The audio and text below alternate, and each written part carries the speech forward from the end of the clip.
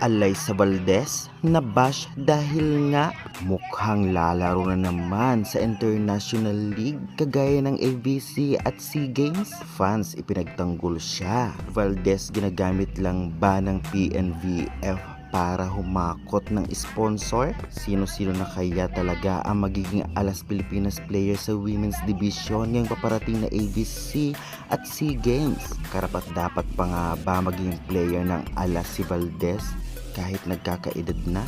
Lahat na yung ating pag-uusapan this video. Kaya before that guys, please nakikiusap ako, huwag niyong kalimutan mag-like, comment, and subscribe, and pa-hit the notification bell for more PVL UAAP volleyball updates dito sa Pilipinas. Maraming salamat sa support, pa-like and share na rin, and God bless.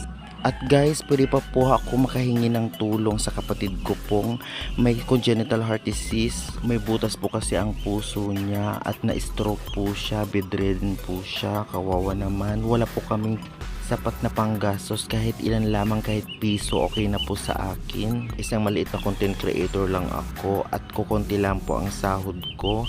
Grabe yung mga gamot niya, ang mamahal po. Kahit ilan lang po, maraming salamat and God bless. Shoutout ko na lang po kayo at pasasalamat ko sa sunod na video ko. Maraming salamat. Pababa na lang po at pa-comment na lang po ng inyong name. Maraming salamat again and God bless na lang po. Well, pag-usapan na nga natin ngayon, ito nga about kay Valdez. Grabe, isa rin ako sa fans ni Valdez kung saan talagang kahit noon sa UAAP ay ina-idol ko na po siya.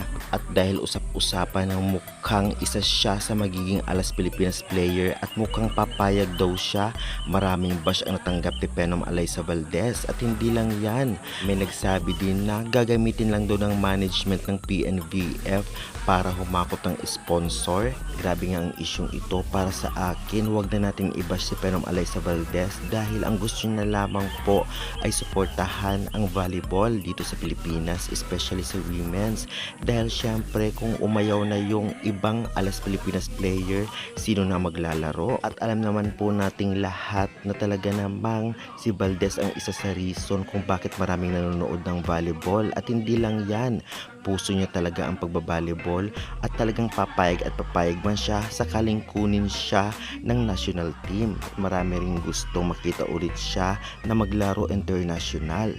Kaya sana wag na nating i-bash si Valdez, kundi suportahan na lang po natin siya at ang mga papasok pang players para ipaglabang ang Pilipinas sa international kagaya ng ABC at SEA Games. Kaya guys, sa tingin ninyo, dapat nga ba talaga siyang pumayag sakaling palaruin ulit siya ng Alas Pilipinas? Ginagamit rin ba siya talaga ng management? Pa-comment nga dyan sa baba and pa-subscribe for more valuable updates. Kaya guys, syempre patulong naman po sa aking kapatid. Maraming salamat again. Si Lord na lamang bahala sa inyo.